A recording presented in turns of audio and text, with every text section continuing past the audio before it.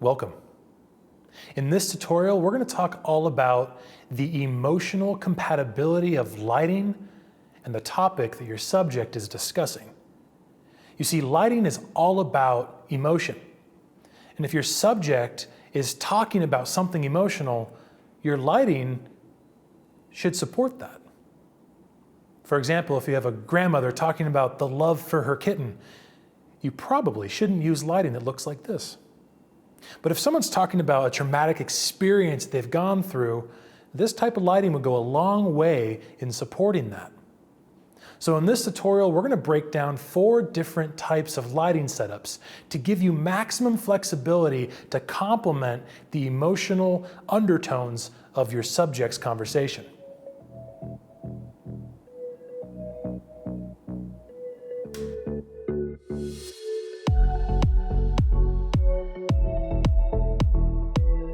Now for these first 2 setups, we're going to focus mainly on the fill light. Your fill light is kind of your superpower in your 3-point lighting setup because variations of intensity in your fill can go a long way to communicate varying degrees of emotion. For example, in this first setup, we have what is called a low fill lighting setup, where the fill is still turned on, it's just dimmed a little bit. And again, you can dim by either turning part of the light off or dimming it down or pulling it further into the distance. And with a low fill, you start to achieve more shadow on the far side of the face. And that shadow is what starts to communicate the emotion. In the second setup, we've completely turned off the fill light. And by turning off the fill light, we've brought in a full amount of shadow on that fill. Now you start to lose data in that part of their face, but that starts to create this emotional point of interest. There's mystery here. There's a loss of information which could start to mirror the intensity of their conversation. Now you have to be careful with where your key light is placed in this setup because if it's too far over to their side, you're going to create what's called hatchet face. Hatchet face is normally not sought after in terms of the design because it creates a really nasty line that separates the halves of their face, usually right down their nose. So you generally want to bring your key light a bit more front and center if you're going to completely remove your fill. That way you don't achieve a 50-50 half dark, half light face.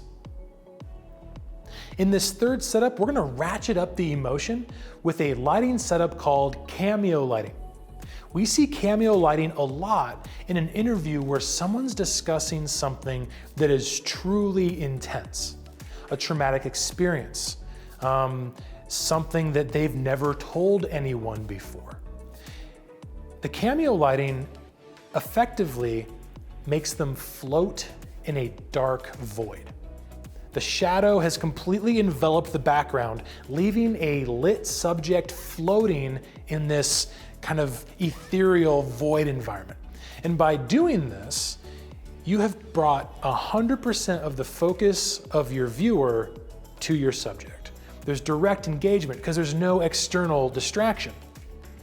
To achieve this type of lighting, we want to make sure that we flag off or reduce any spill of light. And spill is just when light starts to reach other parts of your set that you didn't intentionally want it to. You can flag that off using cardboard. If you have different barn doors on your lights, you could close them off. But you want to make sure that there is absolutely no light touching the background of your set. So you can see how we've just ratcheted up the no fill scenario.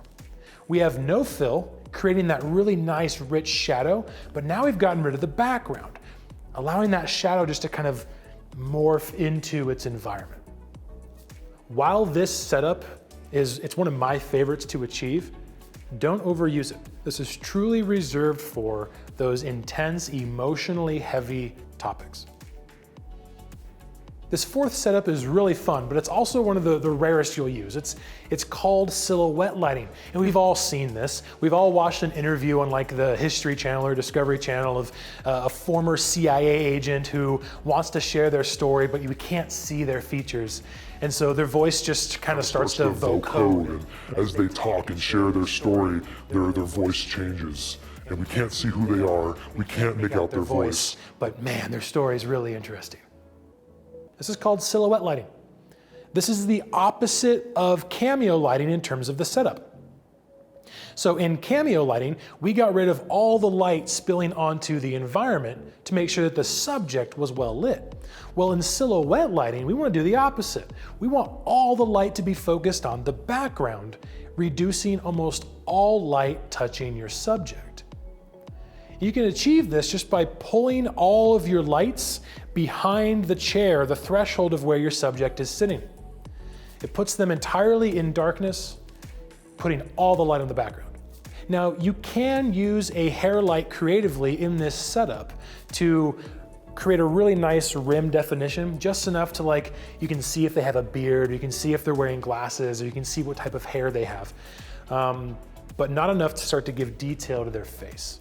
So using your hair light here, your hair light kind of becomes the star in silhouette lighting, which is a fun opportunity for you to kind of flex your creativity with where your hair light can be placed. So in summary, we just achieved 4 different types of lighting setups using our same 3 lights from our 3-point lighting: low fill, no fill, cameo, and silhouette lighting. Use these as tools, as emotional tools to further tell the story of your subject. Match up the type of lighting to the emotional intensity of your subject's stories. You'd be amazed how far this will go.